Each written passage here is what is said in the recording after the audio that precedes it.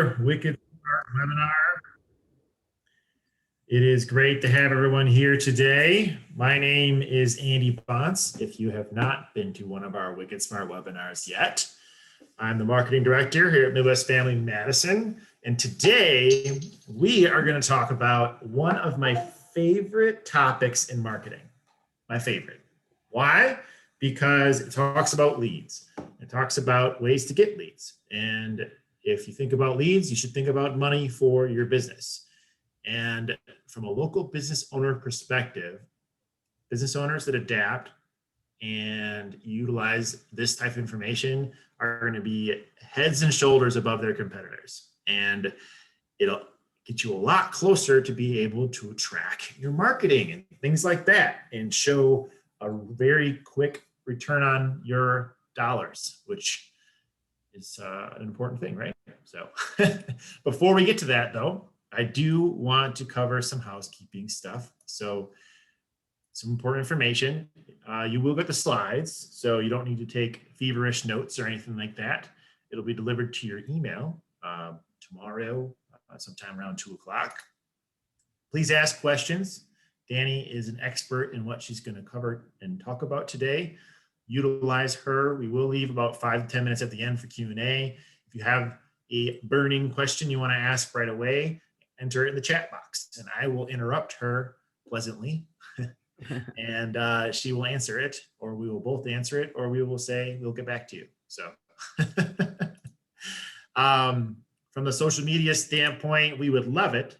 I would love it if you followed us on our YouTube channel, Midwest Family. If you just type that in YouTube, you'll find us. If you get value out of today, I would love it if you share the YouTube video with anybody you think it would be relevant for. Like, subscribe to our channel, comment, give us all of that glorious algorithm goodness of engagement. So, and then we do have, if you are a LinkedIn person, please follow us there. We put a lot of good articles and posts out there too, promoting webinars and other types of content, inspirational things that Teresa is so good at sharing. So follow us there. And if you are on Twitter or Instagram or any other social media channels, if you find a usable quote or image or photo or anything else that's fun, we would love it if you used these hashtags, because these are our branded hashtags here at Midwest Family. So without further ado, I'm going to introduce our amazing guest, Dani Buckley. She is the VP General Manager at Lead G2. I have had I've only known her for a little while. We had a brief conversation a couple of times, and I've been impressed with what she has to share. There isn't too many people that I get a chance to meet where I'm like, wow, she really has her stuff together from an inbound marketing lead perspective and how to really connect the dots from marketing to sales, and from all the hundreds of companies that she's worked with, if not more than that. So if you don't know what inbound marketing is, you know what? You're in the right place. We're going to talk about what it is and why it matters to your business, what the buyer's journey is. We're going to talk about the 7-step roadmap Dani will outline, and all about leads and overall sales performance. So without further ado, I will pass it over to Dani and let her share her golden nuggets of wisdom with you this afternoon. Perfect. Thank you.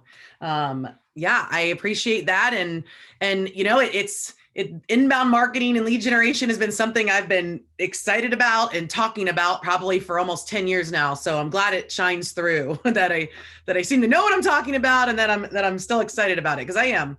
And you know, you talked about just how important lead generation is, right? And that it ties this so many things we do in marketing and advertising, and we're going to really focus on one way to generate leads. There's lots of ways to generate leads. And so the way that we're going to talk about today is through the inbound marketing methodology. And that's what I'm going to dive into. So thanks for having me.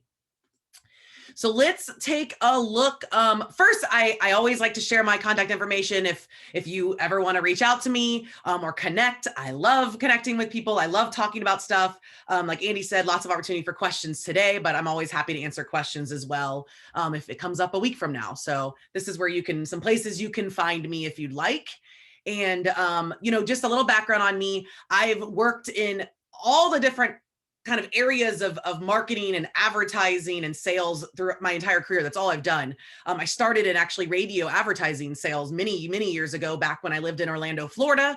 And then I've kind of switched over to this more of the consulting side of things and both marketing and sales. And that's where I've kind of been in the last 10 years. So I'm now in the Bay Area in California, and our company is 100% remote. So we're actually spread out all across the country. And our company, Lead G2, we're a sales performance agency, and we just really are very niche when it comes to, we specialize in inbound marketing and sales enablement. That's the strategies we use to help our clients. And that's who we are. So let's jump into the webinar.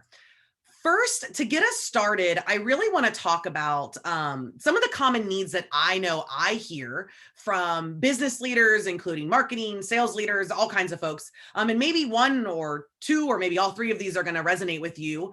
And but first off, the first one I hear the most is that, we need better leads. That is probably what everyone can maybe agree on, that your salespeople aren't spending the time with the right people or with the best prospects. But maybe you also just need more leads because you don't have enough quality prospects or enough leads coming in for your business or for your salespeople. And then you also might fall under the bucket of you just need any leads. Maybe you don't have a lead gen strategy at all right now. And you're relying maybe really heavily on salespeople or on just, kind of word of mouth or maybe something like that. I imagine many of you aren't in that bucket, but you might be. Maybe you don't have leads coming in on a regular basis consistently. So no matter whether it's better or more or just any leads, we're going to get into all of that today. And this is really where inbound marketing comes into play. We want anyone that's kind of in a sales role, no matter what industry you're in, to be spending their time on the best opportunities, to stop wasting time on the bad ones. And our motto here at Lead G2 is to help businesses sell smarter and faster, because time is money. And so just before I kind of dive into these 7 steps, I want to make sure we're all on the same page with some definitions. So first off, we've got inbound marketing. So here's how we define it here at Lead G2. It's a business methodology that attracts the attention of prospects and new customers via strategic content creation and experiences that are tailored to their unique needs and buying journey. So this webinar is an example of an online content experience, right? That is hopefully answering a question that some of you have. Inbound marketing is about forming connections, answering questions, solving problems. It's really unique in that way that it's really tied to being educational and helpful. Then when we think about lead generation, how do we define those? I've actually got 2 definitions I like to use. So the first one, it's the action or process of identifying and cultivating potential customers for a business's product or services. It's pretty broad, but that helps us understand. And then in marketing, lead generation is the initiation of consumer interest or inquiry into products or services of a business. So leads can be created for purposes such as list building, maybe an e-newsletter list that you want to kind of build. It could be for sales leads. I mean, lead generation could be used in a lot of different ways, what you're going to use those leads for. And the reason I like to share both these definitions is that lead generation can be really broad. In some cases, buying a list of leads, people consider that lead generation. We don't really consider that lead generation, but it is kind of falls under the umbrella of a way to get a list of leads. So there's a lot of different things, but what we're going to talk about today is going to be really more tied to the inbound marketing methodology. So let's just look at that real quick. So you can kind of see here, everything that we're doing is really drawing strangers towards your brand, turning them into visitors. Typically, this is going to happen through your website with that great content, lots of calls to action, great SEO, social media presence, advertising even, and all kinds of things. So really getting people that you maybe aren't already in communication with or don't even know about your business and attracting them to you. Then you want to be sure your website is really set up to convert those visitors into leads. This is done, really via forms. That's how someone becomes a lead in the way that we're talking about it today. They fill out a form, they give you their contact information in exchange for something, just like you did to sign up for this webinar. But maybe you've downloaded ebooks. Maybe you've also just scheduled a demo or a consultation. There's all kinds of reasons we fill out forms, and those are all how we convert a visitor into a lead. And from there, We want to always just be sure we're closing customers and delighting them so that they become promoters of your business. And this really, we all know, is an ongoing process. So all of this combined is the inbound marketing methodology.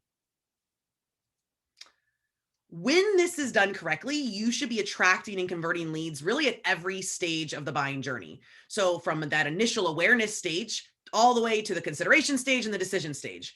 You should have strategies, content, forms, sales plays, campaigns, all in place to speak to the different targets you have and when they are in those different stages. So for instance, think about your best customers, the ones you're trying to track. There's probably different demographics, different profiles you might have defined of who you want to target. For instance, a female consumer in their 40s that's in the awareness stage is going to look really different and need different content, different topics than a young man maybe in college that is in the decision stage, right? So you can kind of think of that, how it might be applicable to your business, but there's going to be a varying amount of content and topics and titles that you're going to need to address different people at different stages. Okay, so the 7 steps to lead generation.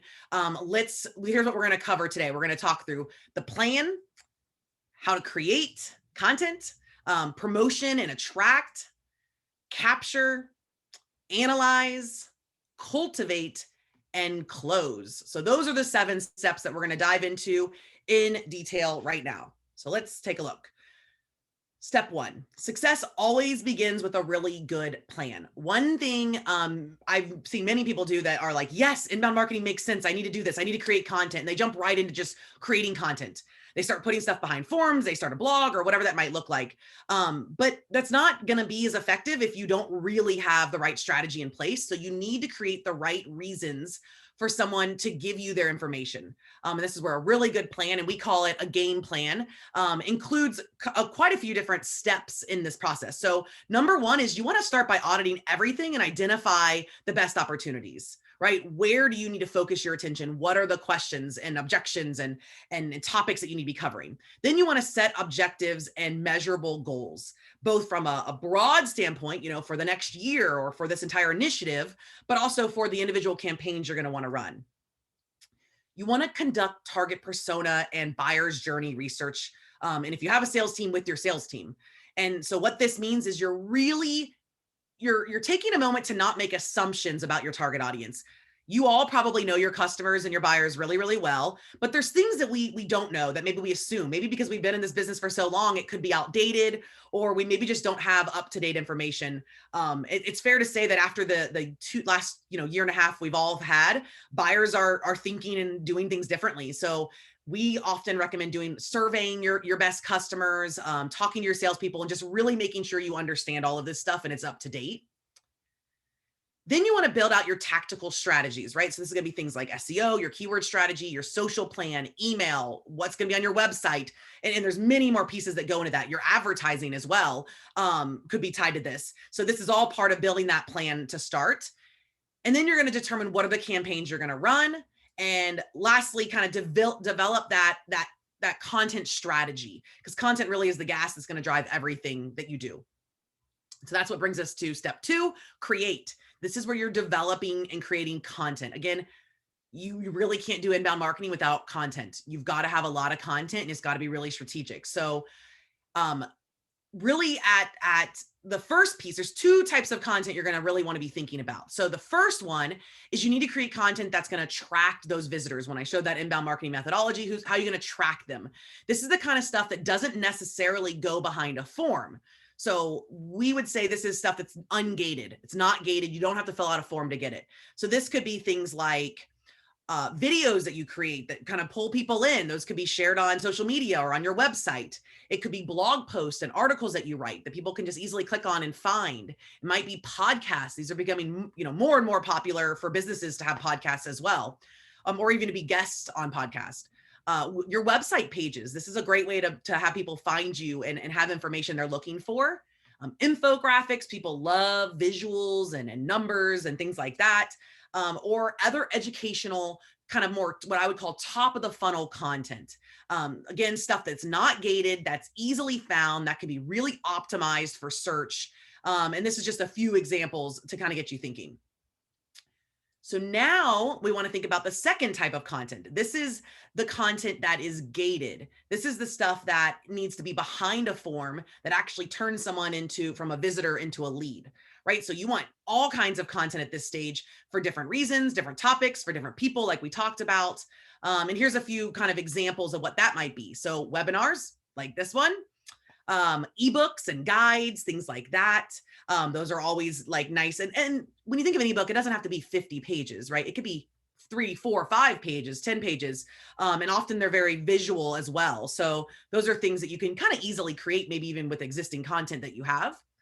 Demos, if that's something that makes sense for your business. Checklists, people love a good checklist. And then worksheets too. People love something that's maybe interactive, or templates, things like that. So again, this is just a few examples. It could be people subscribing to something, an email series, an online course. I mean, there's all kinds of things you can do that you can gate. And all of this is really meant to give them something of premium value that they're willing to give you a little bit of their contact information in exchange for. Okay. So now you've got content to attract visitors, you've got content to convert visitors into leads, and now you need to be thinking about step 3. This is where we promote and we attract people actually to us with this content. So we effectively promote our content and you share it across channels. I always like to say, this isn't the Field of Dreams, which is a movie that I love.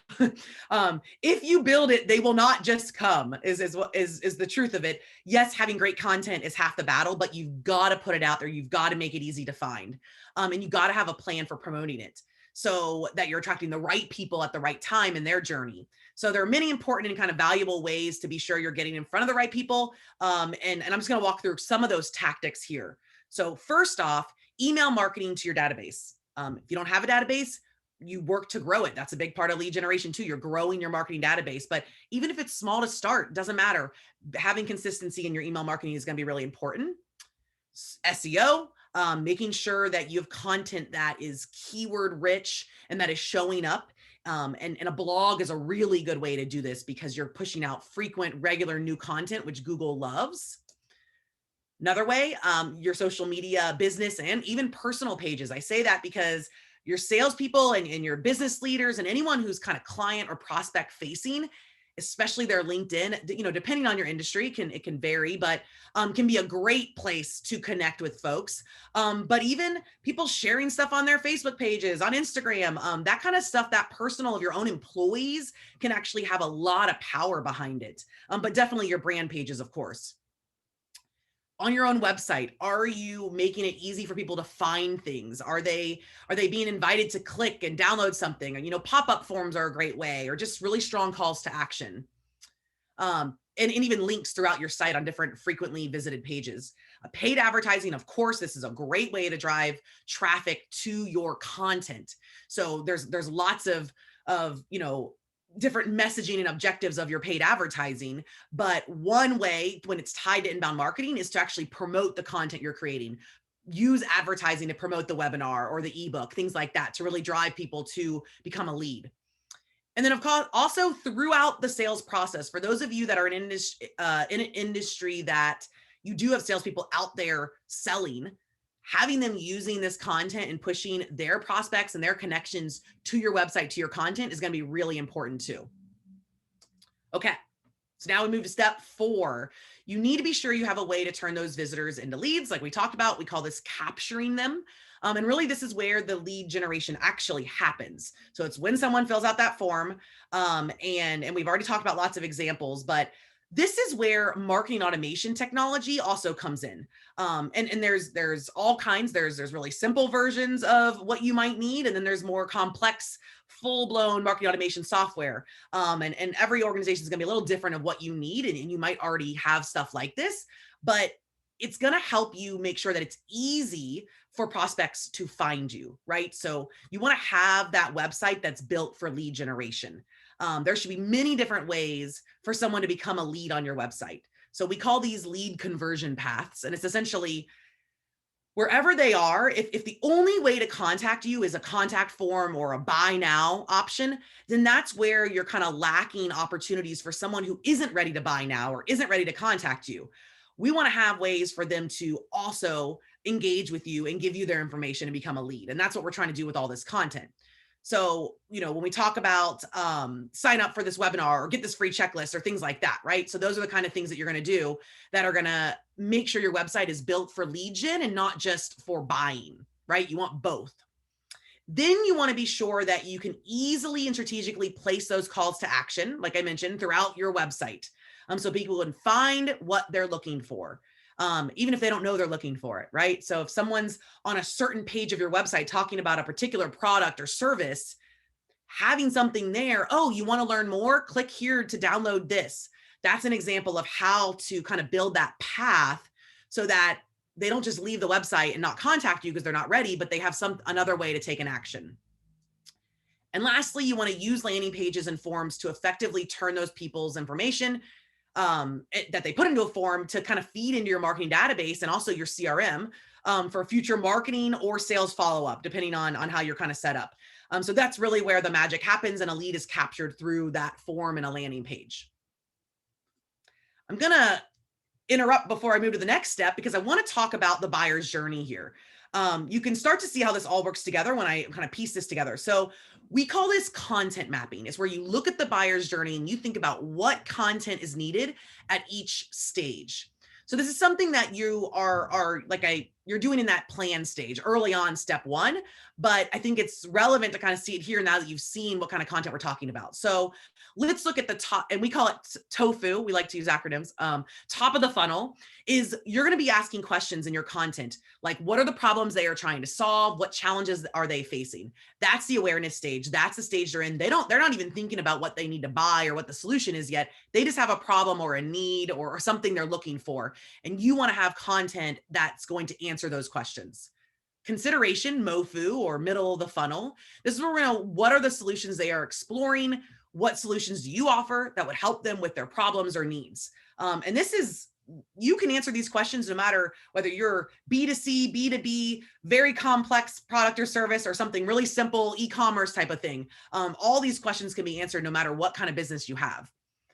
And then the decision stage, of course, this is the BOFU, bottom of the funnel. What is going to help them make a buying decision? How do they choose between you and someone else? And so again, we think about the different types of audience you have, right? Maybe that woman in her 40s and maybe that college student. But you also want to be thinking about what they have the questions and needs for at different stages. So you can kind of see where you start to map out all the different content based off of your different personas or audience and the different stages of the buyer's journey. Okay, so let's talk about step 5, analyze.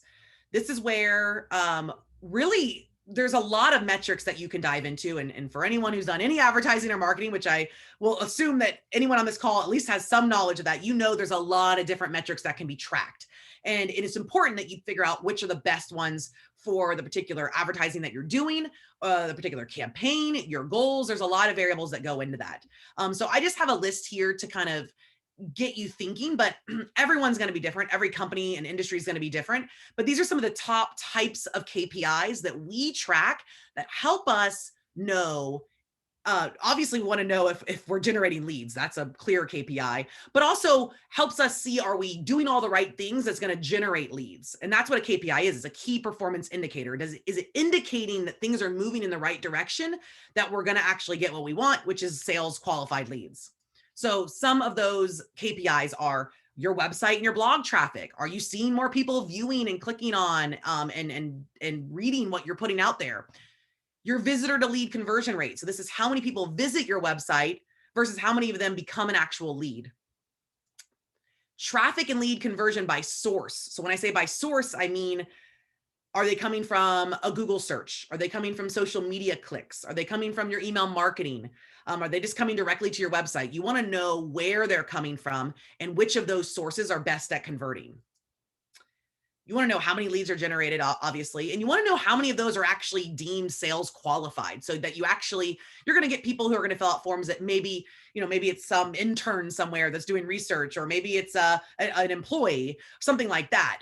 But you want to also know what percentage of your leads are actually legitimate sales qualified leads.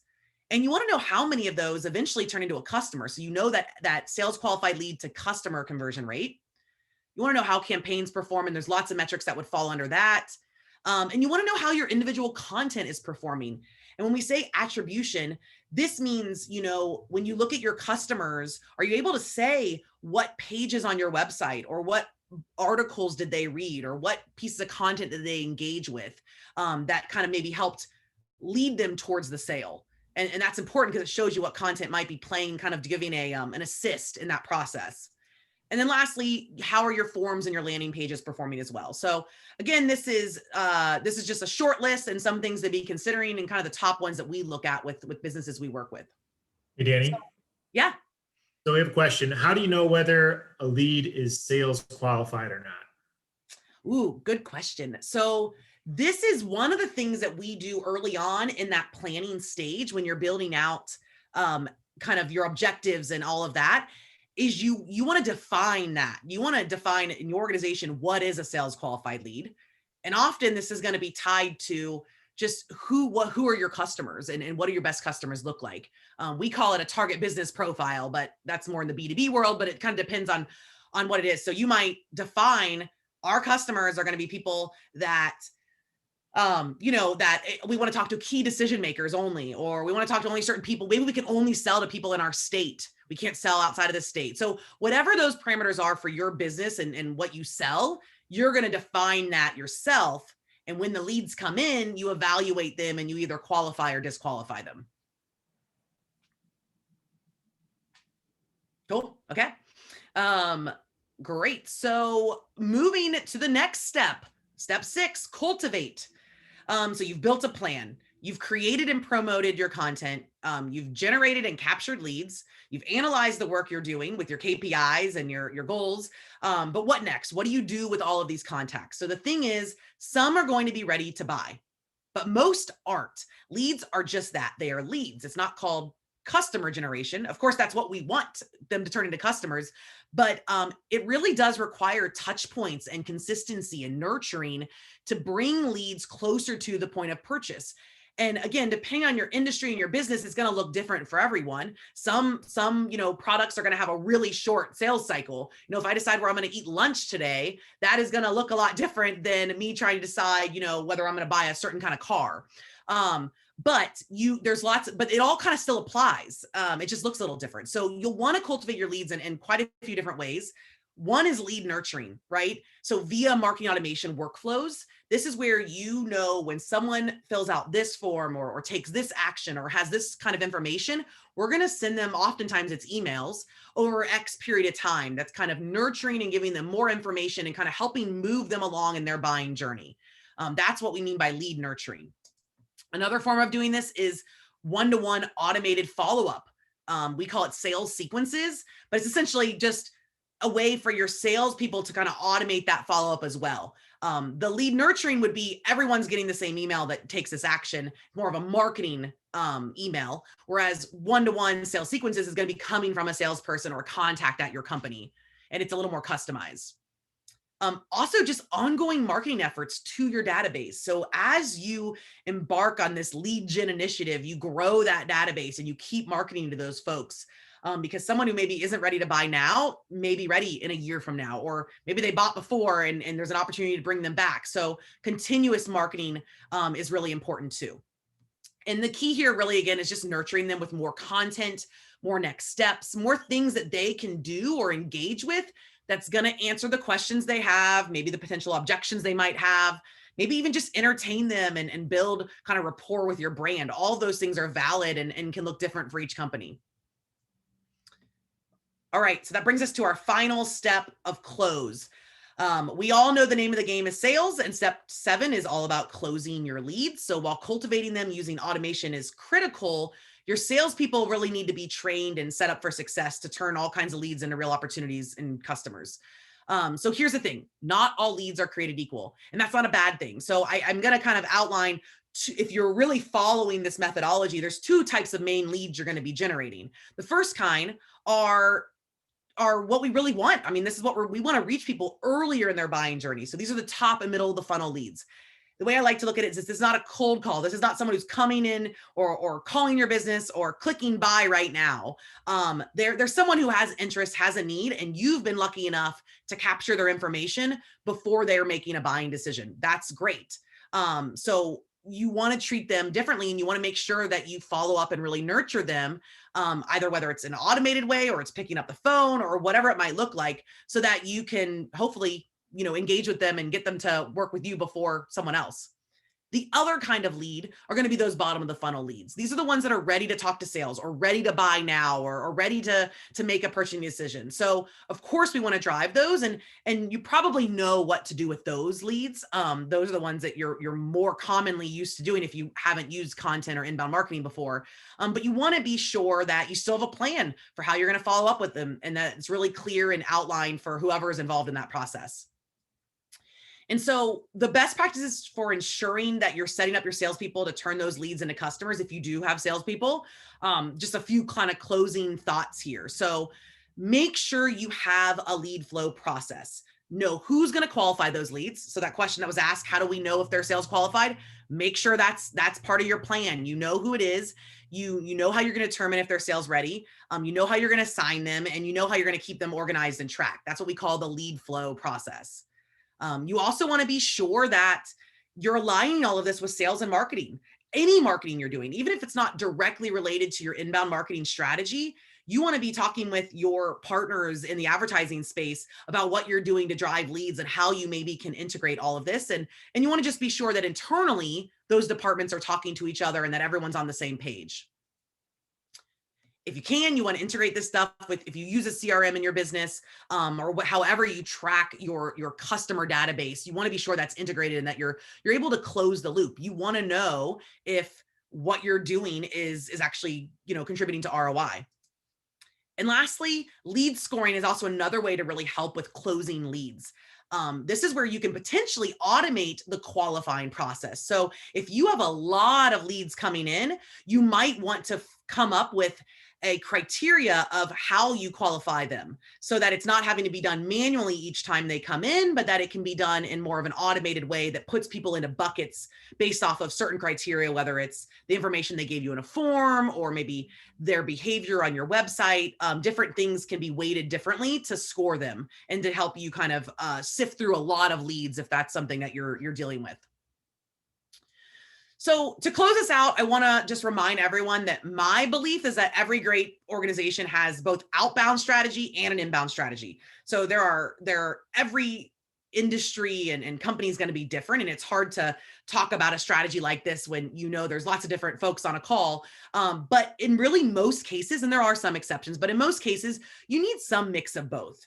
It's rarely effective to have just one. So with outbound, not only are your salespeople out searching for quality prospects on their own, but you're also utilizing outbound advertising, whether it's radio or digital or whatever it might be. You're utilizing paid advertising to pull people towards you. But you're also thinking about inbound, right? You've got prospects with pain points who are finding you online because they're researching and that you've got information that's helpful to them. Your salespeople and your marketing is helping move them along and determining if they're really a good fit for you. So that's kind of my closing thought, is that these two approaches really work best together. And it allows you to kind of be set up for success, that you're not reliant too much on one or the other.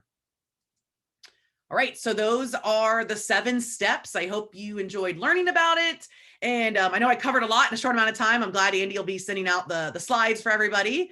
And I know we can take any more questions if we have them. Cool. Thanks a lot, Dani. We'll field some questions here. If you could stop share, so I'll take over here in a second. Yep. I do have a question though, while we're waiting for people to type in.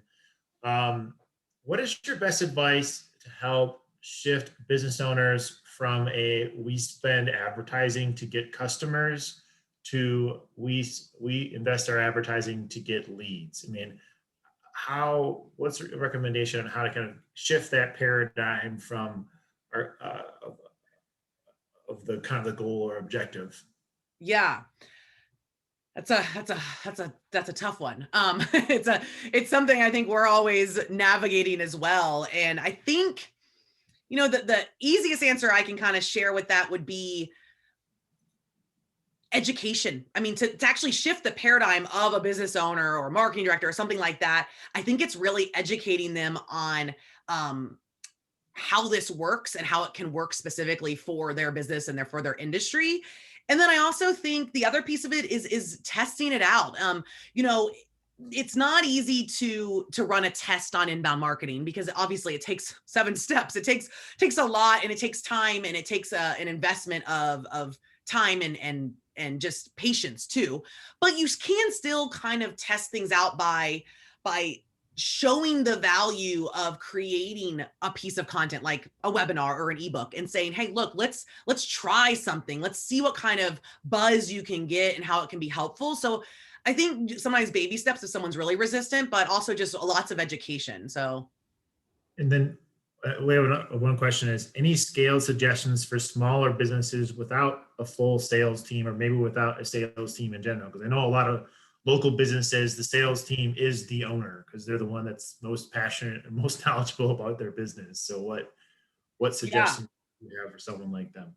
Yeah. So this is quite often, and we work with companies that are in that, situation as well. And, the suggestions are, if you can hire someone either internally or externally to help you, great. That's always the best case scenario, but maybe not everyone has the ability or the budget right now to do that. And so my biggest recommendation is just start small. Go through some strategic kind of planning and really think through what is like the best piece of content I can create first to try to drive leads, and then promote the heck out of it. Use your resources and just start with one thing. Start with just a really great evergreen, ebook that you're going to be able to use for years to come, and you can promote all the time and you can use with prospects. And so I obviously am sharing like all the things you can do. And, when we work businesses, we do it all, but you really can start small and get success. So just take baby steps, I think, is the best advice. Yeah, I think that one of the biggest suggestions I would have would focus on the bottom of funnel lead gen first. Because when you're the questions that you would answer, questions people are asking near right closest to the purchase decision, the better, and then kind of work backwards. So if you were let's say it's a checklist thing. So let's say you're a home buyer, it's a checklist, it's a remodeling checklist. So that would be something that someone might need right before they're ready to hire a remodeler, right? So if, and then as you work backwards, you can always kind of create lead magnets or different pieces of content at the middle of the funnel and bottom of the funnel. And the main goal is kind of answering questions, kind of where they're at in the buyer's journey, closer to where they're ready to buy from you. And you won't get as many leads then, so you'll have more time to follow up with them. Mm-hmm. If you build the top of the funnel first, you'll get a bunch of leads. But, if you haven't been in sales, the amount of time you wait from when someone becomes a lead, do you follow up with them? If it's past like 7 minutes or 15 minutes, like the chance to close them drops significantly.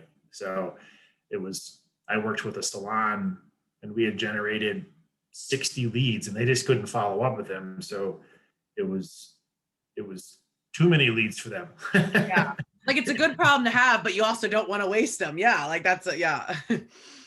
So yeah, that's one piece of advice, as you're kind of starting those baby steps for a smaller business. If you don't have a full sales team, think about what questions you're answering when people call you on the phone all the time. What are the questions they have right before they're ready to get a quote or something along those lines? If you took that content and turned it into an ebook or a checklist or a video training or something like that on your website, that could be a really good piece of content to invest your energy and time into. And that will also help you kind of skip ahead of your competitors, because whoever answers the questions closest to the buying activity first will have a better chance at winning that business. So, yeah. Any other questions? While we're waiting, while people are typing it in, we can.